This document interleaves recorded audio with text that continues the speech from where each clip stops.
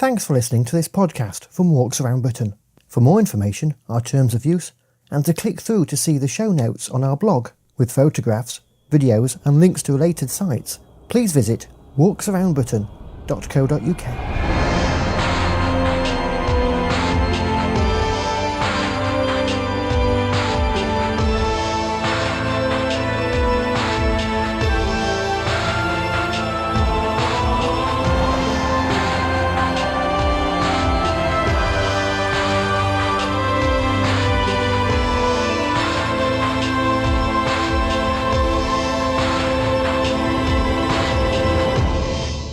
On the 13th edition of the Walks Around Britain podcast, a health body says walking should be the norm for short journeys. We discover walking in the Scottish wilderness, we find out about the new waymarkers on the coast-to-coast route, and you will have something that is at the moment open to the public, and if the MOD buy it, then that would always be the case. And I think that would be a real retrograde move. Cameron McNeish tells us about unwelcome plans for Cape Wrath. Hello and welcome to the 13th edition of the Walks Around Britain podcast. I'm Andrew White and I'm your guide for the next 30 minutes of walking and the great outdoors on our podcast. And before we kick off, a very happy new year to you from all the team here at Walks Around Britain. I do hope you managed to get out to have some winter walks amidst all the rain which was Christmas 2012 here in Britain. Don't forget there's always inspiration of places to go walking on our website walksaroundbritain.co.uk.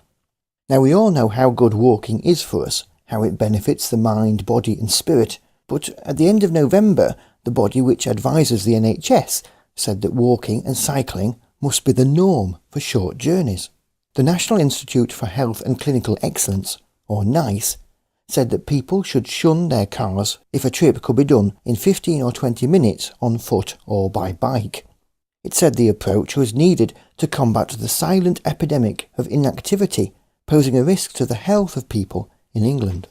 And to tell us more about the guidance is the Chair of Physical Activity for Health at the University of Edinburgh, Professor Nanette Muttry. Nanette, thanks for coming on the podcast. Can you explain what NICE are recommending?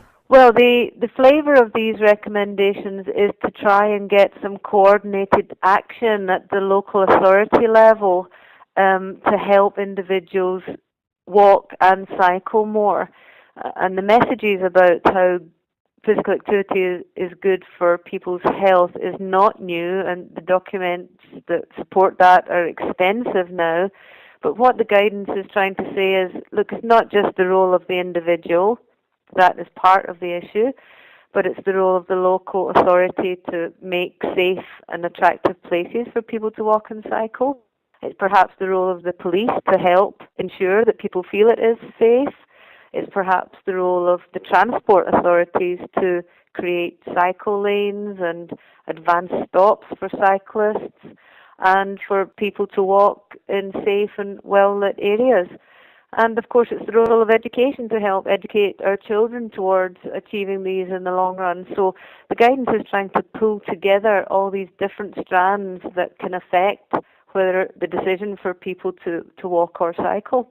We've made it more difficult for ourselves really by allowing more out-of-town shopping centres, and presiding over the gradual breakup, I suppose, of our town centres has not helped people get out walking more, has it? Yes, well we know from research that when there are places that people can walk to, that destinations such as local shops and railway stations and bus stations and school are within a reasonable distance, let's say 15 to 20 minutes walk, then people are much more likely to do it.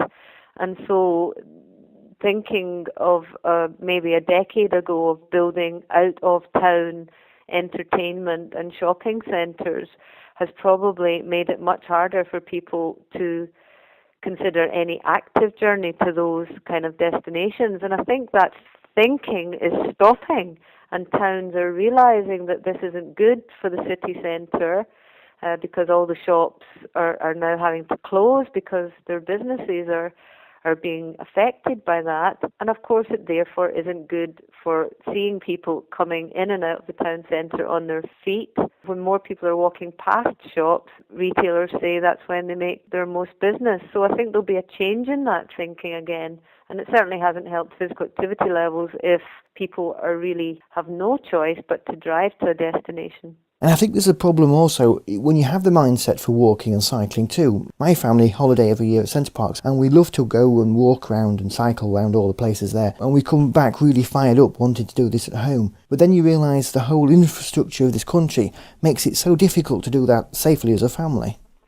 Yes, the NICE, the watchdog, if you like, who have issued the guidance on walking and cycling now, also issued guidance about how to promote a more positive environment for physical activity a couple of years ago.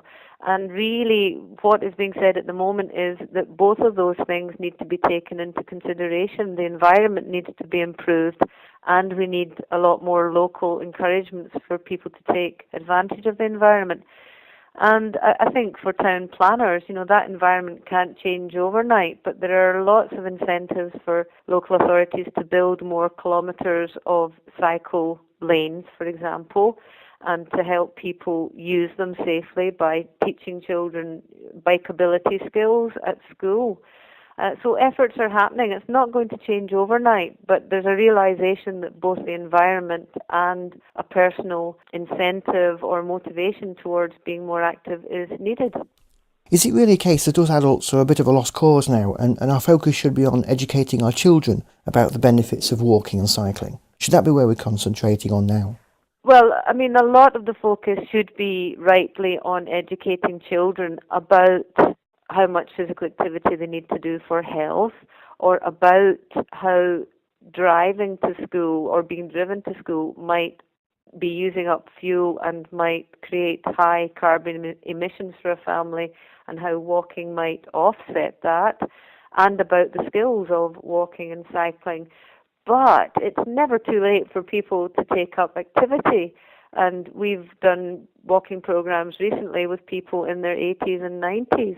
So they may not be walking as fast as younger adults, but they're still getting all the health benefits of the walk itself and being social with other people and being out in the fresh air. People seem to really value being out in the fresh air. Nanette, thank you for coming on the podcast. Thank you very much. And there are links to the full guidance on the show notes to this edition of the podcast on our blog, which is at blog.walksaroundbritain.co.uk.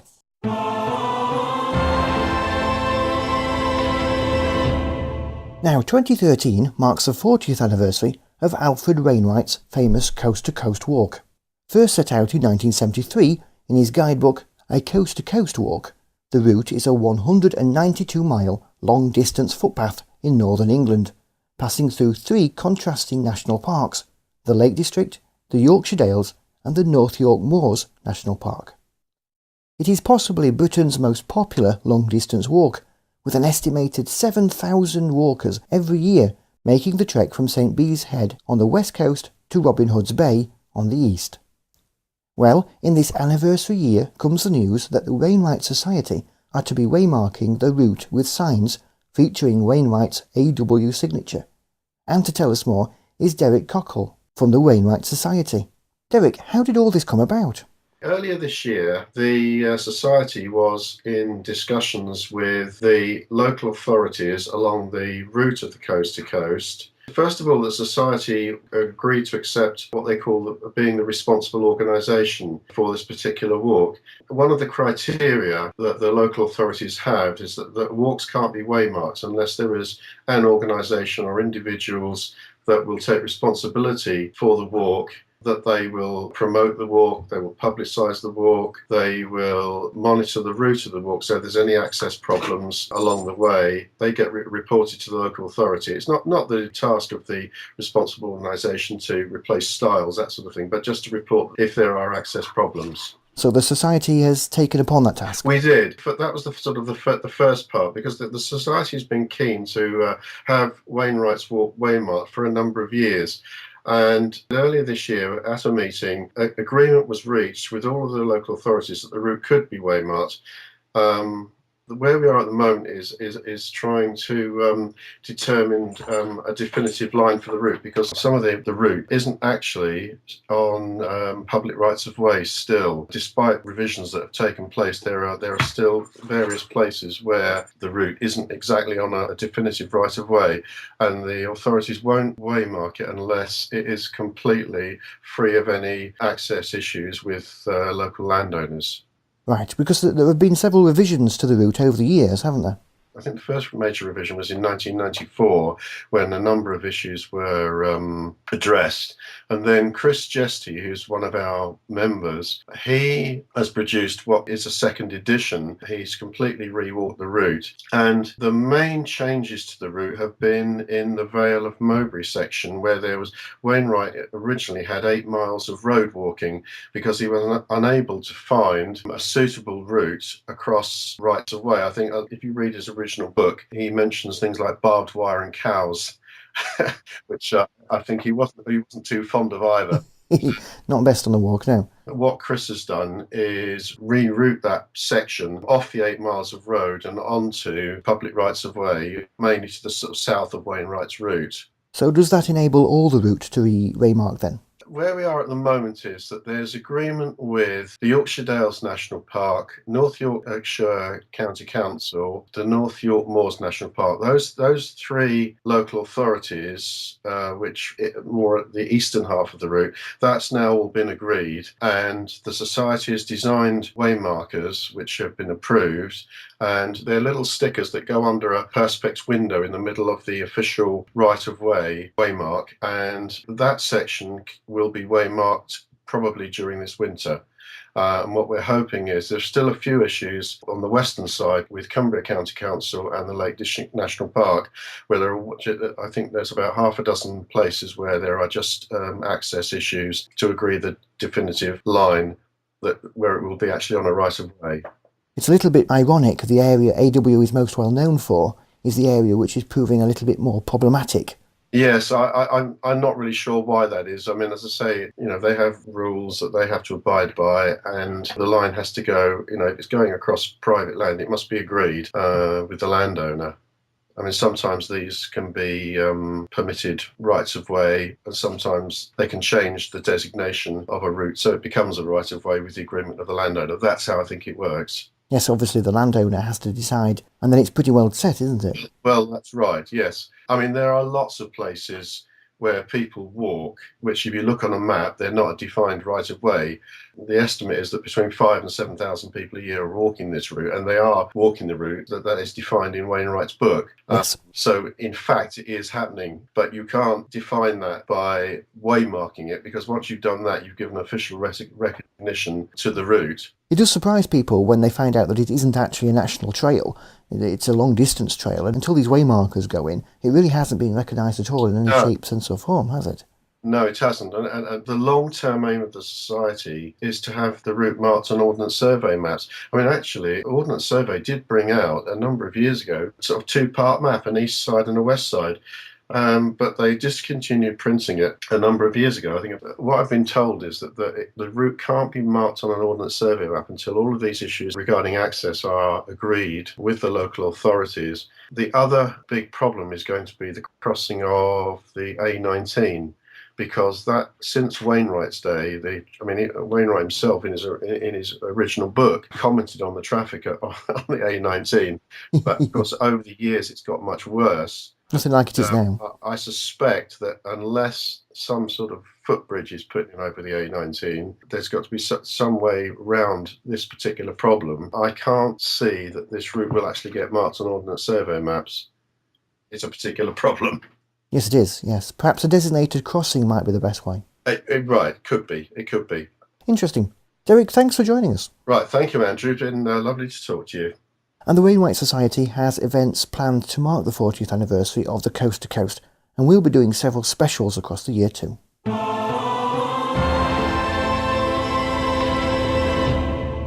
Well, once you've done the Coast to Coast, or the Wainwrights, you might be looking for another challenge. And what better one than the wilderness, which is the Scottish Highlands and Islands. With its different access ethos, these remote and beautiful regions of Scotland are perfect for those wanting to discover the most wild experiences the British Isles has to offer. And to help us through the Highlands and Islands is Stevie Cristie, a director of Scottish Walking Holiday Experts Wilderness Scotland. Stevie, welcome to the podcast. If someone wants to go from being a Lakeland walker to walking in Scotland, where should they go? In terms of destination, there's obviously loads of choice in Scotland. And one of the nice things about Scotland, I suppose like England as well, is the great diversity of scenery you get in different parts. So you've got, for example, Cairngorm National Park, which is the largest national park in the UK.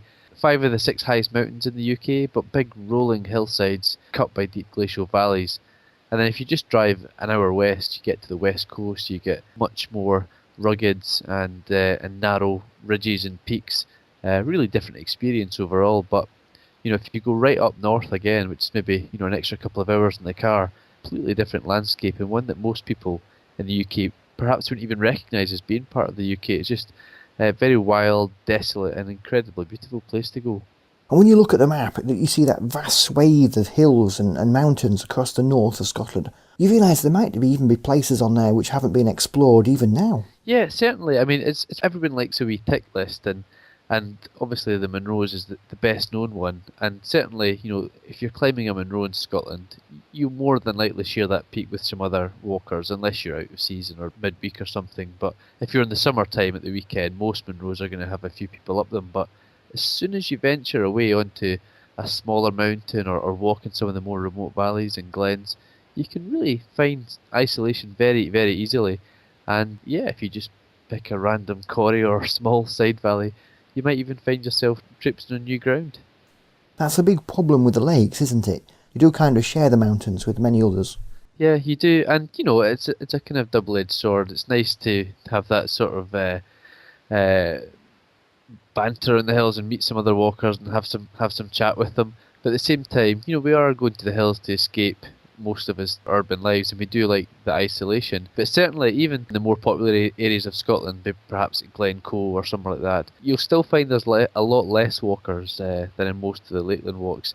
Ben Nevis is the one exception. If you go there on a weekend in the summertime, it's a line of people going up and down. But away from there, you can find isolation pretty easily.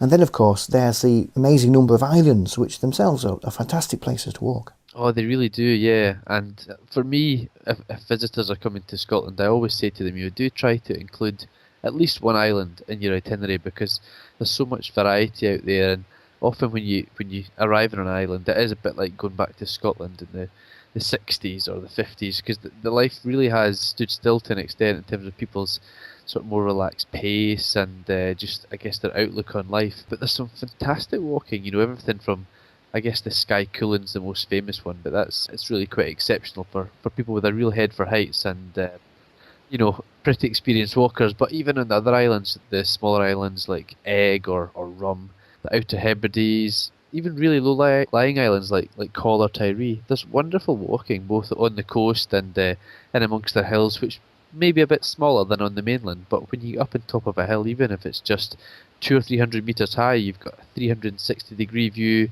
all around, and it's a fantastic experience. What do you think a walker who is going from the Dales or the Lakes needs in additional equipment or gear to be safe in the wilds of Scotland? They might not need anything in particular extra. Assuming they're well equipped in the lakes, you're obviously going to need a good set of waterproofs, jacket, trousers, and leg gaiters as well. And most people would wear Gore-Tex, but it doesn't have to be. But it's certainly, you want something that's going to keep you dry and it's going to be breathable. You're going to need to have certainly good sturdy boots. You don't really want to be walking up any of the mountains wearing trainers or even walking shoes. You really need ankle support, because one of the big differences between walking in England and walking in Scotland is that we don't have so many cultivated paths, if you like. If you choose a Munro, you might assume that because there's hundreds or thousands of people going up the Munros over the course of the year, that the trail's going to be maintained. It's only on very, very few mountains, and usually just for short stretches on those mountains, that the trail has actually been built. Most of the time, you're just walking across open mountainside, so you really need ankle support in your boots, and that's a very important issue, I would say. And navigation is very important. Yeah, certainly. And again, I suppose it's maybe down to the lack of paths and waymarking on Scotland's mountains. It's just something that we don't do. We have this a right to roam in Scotland. It's enshrined in law, and because of that, we can walk anywhere. We're not restricted to walking on the trails, even if they do exist. And because of that, when most people climb the mountains, they just go basically whichever route they want. But because of that, yeah, of course, you do need to be able to use a map and compass efficiently. A lot of people do carry a GPS these days, which is certainly a very good tool, but it shouldn't replace your ability to read a map and compass, because there's a lot of conditions whereby your GPS won't function properly, or it might even just be that you've not used it for a while and the batteries run out. So you really do need to be able to be very competent with a map and compass, even on a good sunny day, because it's not difficult to get lost if you're not sure where you are. We offer a range of guided walking holidays and various other activity-based holidays, such as sea kayaking or canoeing, which again for a lot of walkers are a really great way to explore the wild places in a different kind of style. And actually those types of activities are popular again with people who perhaps used to backpack a lot and go wild camping, but these days perhaps find carrying a rucksack for 15 miles is a bit strenuous. If you can just pop it in a canoe or a kayak, that takes the load, and you can still get that really wild experience without straining your back too much. But in terms of what we bring, I mean, Wilderness Scotland organises effectively all the parts of your holidays, your accommodation, your transfers. But most importantly for us, it's spending time with one of our guides that, well, obviously they've got their qualifications, but beyond that, they're just really experienced in the mountains of Scotland. They've got a huge amount of knowledge about the environment, Scottish history, culture, and it's kind of like the difference between walking up a glen and seeing the views, but not really appreciating perhaps where you are, and then walking up a glen with somebody who knows the history behind it, is able to tell you about what life was like in the glen 200 years ago, even if it's a deserted glen now. It probably wasn't always that way.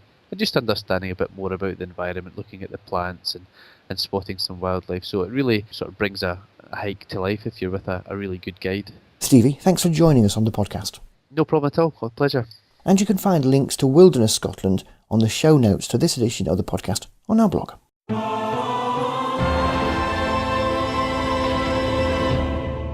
Now, staying in Scotland, the most northwesterly point on the mainland of Britain is Cape Wrath, the end of the recently launched Scottish National Trail, and perhaps most famous to many as one of the areas mentioned in the Inshore Waters Forecast part of Radio 4's shipping forecast.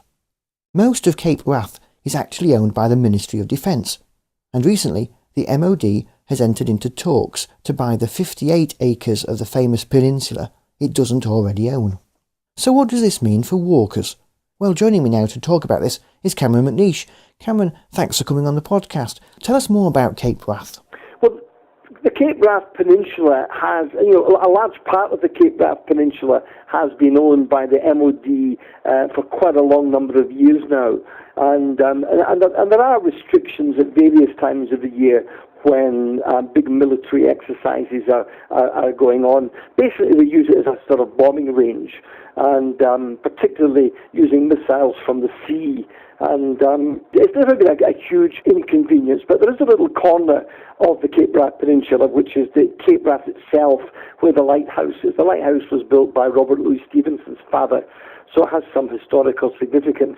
And there are some buildings there, one of which is now being used as a cafe called the Ozone Cafe, and it's the only cafe in Britain that's open 7 days a week, 52 weeks of the year. Very nice couple run it. And that area, 50 acres, is not owned by the MOD, but is owned by the Lighthouse Board. Right. And now the MOD want to buy that little area as well, so that they own the whole of the peninsula. And they want to have some armaments put in place. They want to build some barracks for forces and whatnot. And our great fear is that the access that we have to that corner of Scotland will be lost for even short periods of time. We have an area there that under the Land Reform Act of Scotland, anybody can go and access is open. If the MOD buy it, then we'll lose that right of access. And the MOD can choose to close down the whole peninsula whenever they want. I don't think that's great for access. I don't think it's good for business in that part of the Scottish Highlands. I don't think it's good for Scotland. Now, there is a plan by the local community to buy the land instead, isn't there? Yes, the local community, the Durness Development Association, have registered interest in buying out the estate.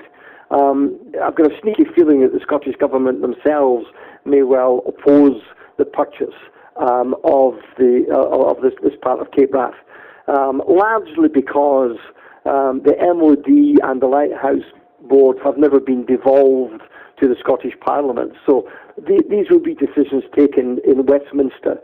And I can't see a Scottish National Party government here in Scotland allowing that to happen. So my guess is that the Scottish Government will intervene at one point. And it may well be they'll give the support to the Durness Development Association. And the people up there are terrified because there is a successful little ferry and bus that runs and takes tourists to Cape Wrath.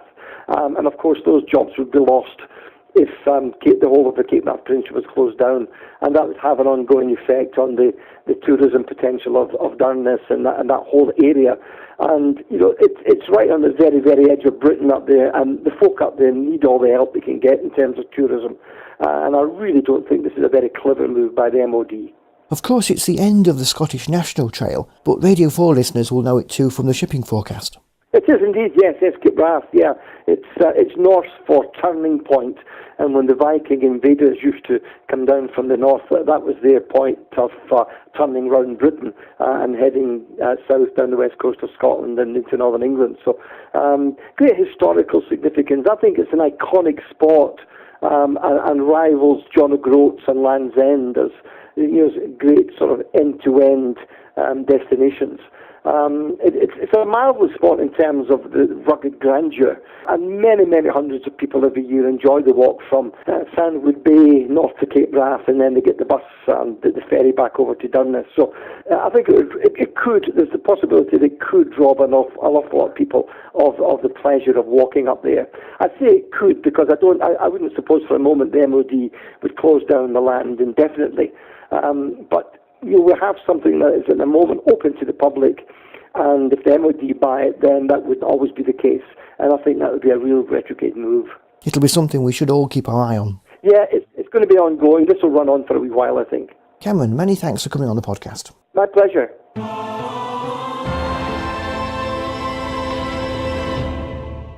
Well, that's it from another podcast.